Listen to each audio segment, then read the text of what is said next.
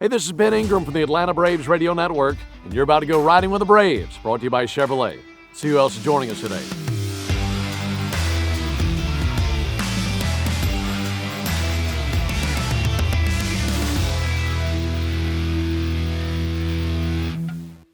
Riding with the Braves, and joining us now, it is Nacho Alvarez. How are you doing, man? Good to see you. I'm good. Good to see you too, bro. Absolutely, man. We're riding in the Silverado EV RST, and this thing has 10,000 pounds of max towing. First time I've ridden in this thing. It's quiet. When we got in it, I was like, is it on? Yeah, I didn't even hear if it was on or not. Yeah, this is a good ride, though. I know you like this truck. Yeah, it's super sick. Yeah, really good ride for us today. Yeah. And it's really important we have good air conditioning down here in Florida as we're filming this at spring training. So, Yeah. how's spring been for you? I know you had the setback with the wrist, but other than that, you feeling pretty good? Yeah. I mean, just the wrist kind of set me back in the third game. Mm-hmm. But I mean, I feel really good. Body's feeling good. Just try to keep shape ever since I can't really do anything now with like swinging and taking ground balls and stuff. But I'm just trying to stay ready. Whenever they call my number, I'm just want to go out there and compete. You had your name called last year, and I'm sure there are times in the off season where you just reflected back on the blur that was getting to go to the big league. Can you describe what that was like for you? You kind of hit it on the head. It was a blur, it doesn't really feel like it happened, I just kind of like try to remember things, and it doesn't feel like sometimes I'll literally just throw on like the highlights of me being up there, and it doesn't feel real sometimes, like just seeing myself there. But I mean, I know at the end of the day I belong up there, and I'm gonna continue to strive to get back up there, Yeah, and absolutely. it was definitely a blur. I can only remember calling my parents and just hearing the way my dad reacted. He couldn't believe it, and he just started crying, and then passed the phone over to my mom. She started crying. Gave it to my brother. He started crying, and I was just like, okay, is everyone gonna start crying? And then I eventually started crying too. So yeah, it was just tears of joy. I just a lifelong dream, and I saw something that Shwelly said the other day. I'd be mad at myself if I wasn't like grateful for every opportunity that I have to go up there. And I mean, he hit it on the head. It's such a cool thing to do. It's something Sure. you dream of, and now that I'm kind of living that out, it's like it doesn't just feel real still. Yeah. And then what 21 years old? Yeah, I'm still Golly. 21. You think about where you were 3-4 years ago. Yeah. And then on a big league field. Yep. So, was your debut at home or on the road? We played the Reds at home. So was your family able to get over there from No, California? because that was that time during the IT shutdowns or whatever. Yes. So during that time, it was insane to get a flight. Like everything got canceled. I got them flights, my girlfriend, and my two parents, and everything was smooth. It was at 1:30. They were gonna get there in the morning. Banged it. It was like 11 o'clock. I got a phone call from my mom. She was just bawling. She was like, "We're not gonna be able to make it tomorrow." We already got the next day set up. Hopefully everything goes smooth. And the next day they were able to get out there. They got to watch the debut on a flight. That's amazing. Yeah.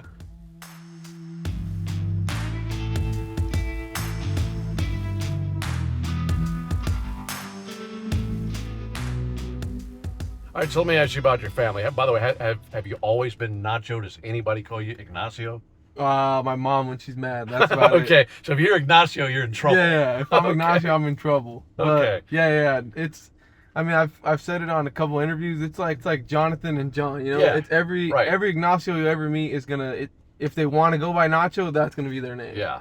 That's a great nickname. Yeah, it's a great one. nickname. Yeah, everybody likes nachos. Yeah, right? for sure. All right, so growing up in California, did you feel like you gravitated to baseball at an early age, or were you playing lots of other sports? No, yeah, I started playing. I mean, my dad says from whenever I could walk, I picked up a bat, and I think I played like my first official game when I was 3 years old. Yeah. So like my dad just threw me into baseball, and I kind of stuck with it from day one, and yeah, I only played a year of 8th grade basketball, and that's it. So nothing but baseball. Nothing but baseball all year long. Wow. And you've got a big family, right? Yeah, You yeah, said yeah. multiple siblings. I got 4 older brothers, and both my parents still alive. 4 older, but I can't even imagine the bullying in that Yeah, house. no, that's what makes me who I am today, for sure. My brothers, they played a big part in my life, and they're awesome. You know, I still keep in touch with all 4 of them. And even though I have a big age gap with my 2 older brothers, I still like my oldest brother's 17, 18 years older than I am, you know? Wow. Yeah. So like when I was growing up, he was 23, I was 5. So like that, like he was Yeah. already He's going an on with adult. his life, and I was just getting started, and those are some of the best memories I have is when my older brothers would take me around, because I felt like, you know, I felt like the cool kid Right. rolling around with them. Yeah, of course. So, and I'm sure they had a major impact on you because you're playing with them and they're toughening you up and showing you how to play and succeed and all that. Who else did you draw wisdom from and did you draw inspiration from when it came to baseball? I never really had like any specific hitting coaches or fielding coaches, you know, growing up. It was just my dad would take me to the park and hit me ground balls and throw me BP, and whatever he saw, he would try and correct. And then once I started playing travel ball, I played for the same team or I played for 2 teams growing up, and then from 10 years old till I was a senior in high school, I played for the same guys. So, I mean, it was just honestly my dad. My dad kind of put the like his imprint on me, and he would always, like I said, hit me ground balls and throw me VP. He never felt the need to take me to different places. He just always wanted me to play, Yeah. like getting games pretty much. So for you, just repetitions and Yes. playing Yeah. all the time. It was is- always just getting games and getting game situations that helped me, I feel like. Yeah, of course it did. Yeah.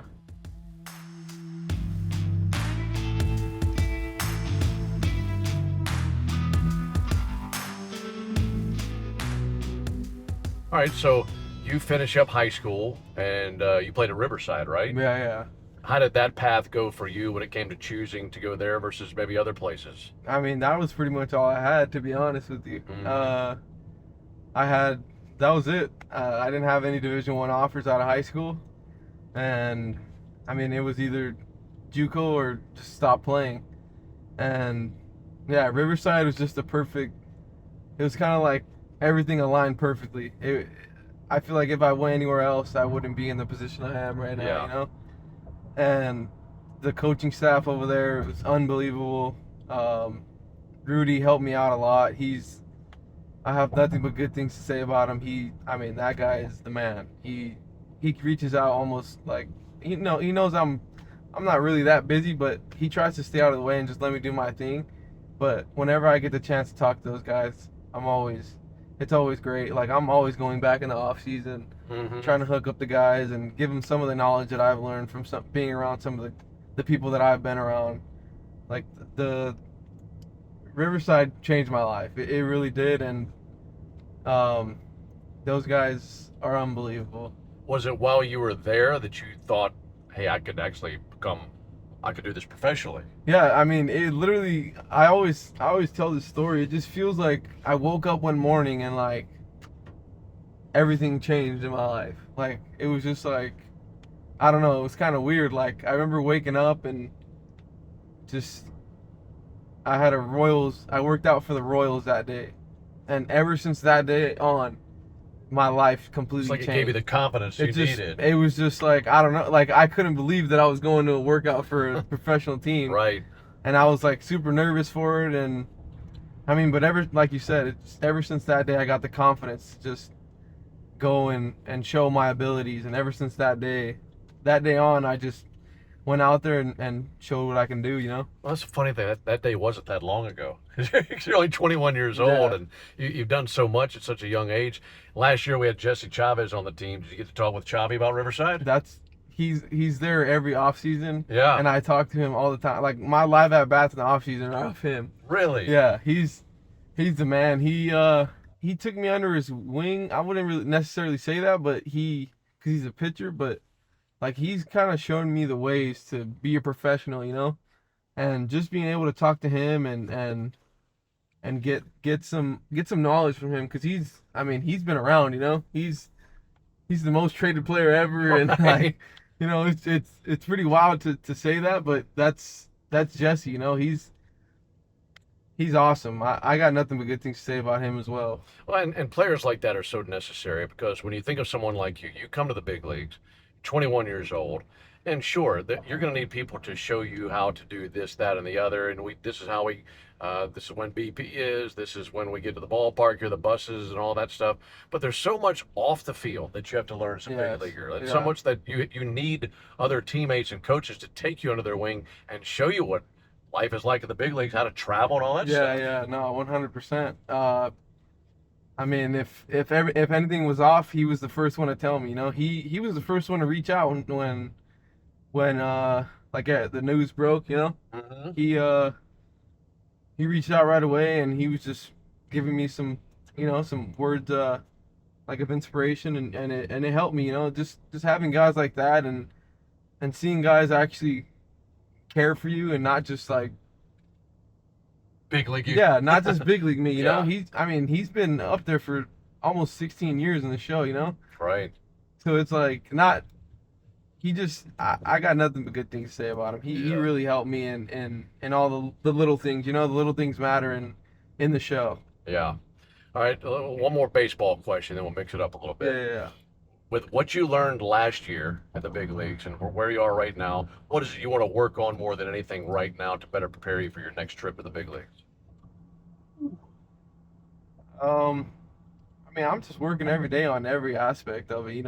Right. Like right now, I can't really do anything, but like before, I was just trying to get better at.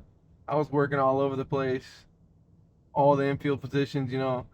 Trying to work on different things, trying to get some different scouting reports on different guys, and one thing that I kind of put into perspective this offseason was try not to let things get bigger than what they are. Sure. Like we get to do a job that's I can drive to a little league field and see some little kids playing.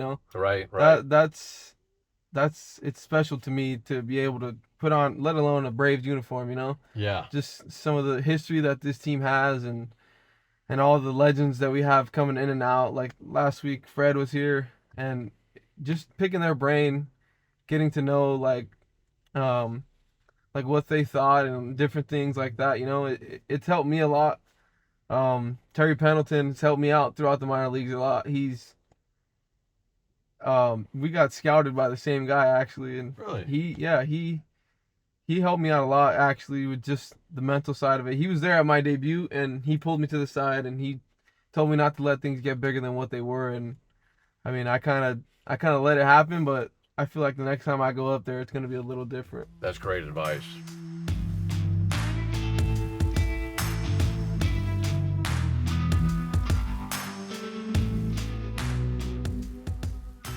In the minor leagues and even in the big leagues, a lot of travel, a lot of downtime. Do you feel that with movies? What are your movies you go to, or maybe streaming shows? How do you fill that time? I'm not a big movie TV show guy, honestly. Or reading, or what? No, FIFA. Okay, Big yeah. FIFA, yeah. Video games. Yeah, I'm a video game guy. I love FIFA. It's just something that can get, me and my cousins and my brothers, we all hop on the game and we can play. There's like a game mode that we can all hop on with each other. So Okay. we run some clubs together, and it's a good time. It helps me be able to speak to my brothers, everyone pretty much, for a good amount of time. And Yeah, that's great. So you don't have to be in the same place. You can still play and exactly. and link up online and Yeah, that yeah. kind of things. Do you usually have bragging rights when it comes to FIFA? No, my older brother's way better than I am. Yeah, he's nasty, but I mean, it's a good time. We more so have a good time than just try and go out there and sweat and win a bunch of games. Yeah. Did you ever play MLB The Show? And if you do you ever use yourself? Yeah. I have this last year was the first time because 2 years ago I was like, I do it in real life. I don't really want to go out and play the game and line out in the game as well. So I was like, nah. And then last year I played, and they gave me a real 99. So like, if you're a professional player, MLB The Show gives you a real 99, Right? and they like juice your stats, so it's sick. So you just start raking all the time. Yeah, no, this off season, after I was like there's like that 2 week stretch where you're like, I don't even want to look at a baseball. Yeah. I hopped on the game again and I was just raking with my guy. It was so Oh, much that's fun. fun. That's that's really fun. Yeah, yeah. How much time goes by in the off season before you pick up a baseball? I would say those like 2 weeks, Yeah. 3 weeks, maybe a month Just sometimes. decompress a little bit. Yeah. It's always good to take some time away. We get here early in February and sometimes go into late October. Yeah. So I feel like it's good to just relax sometimes and spend time with the family. How much time do players spend choosing walk-up songs? I feel like once it gets to that point, honestly, like whenever we break, that's when I start looking for it. I mean, you hear So songs. you go through the off season.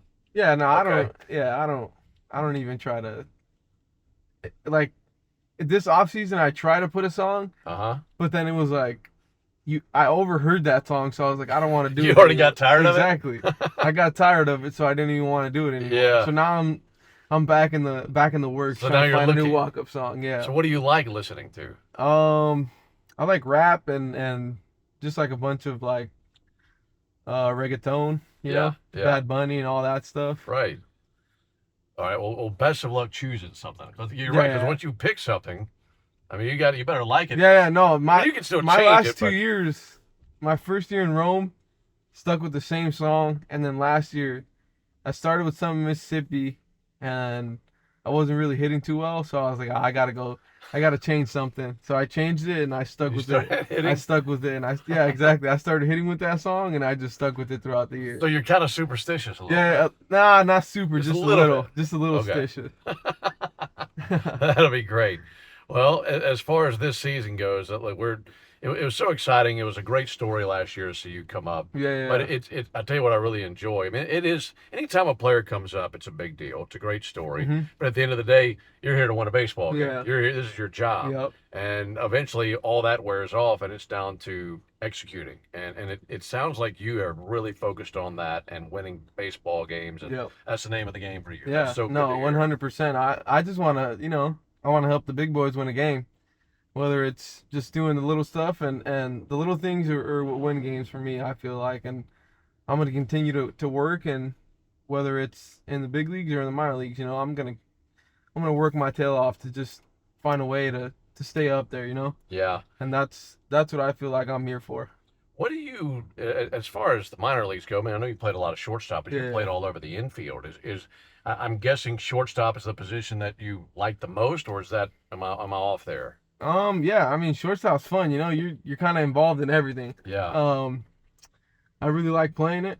Yeah, it's the left side, shortstop and third base are.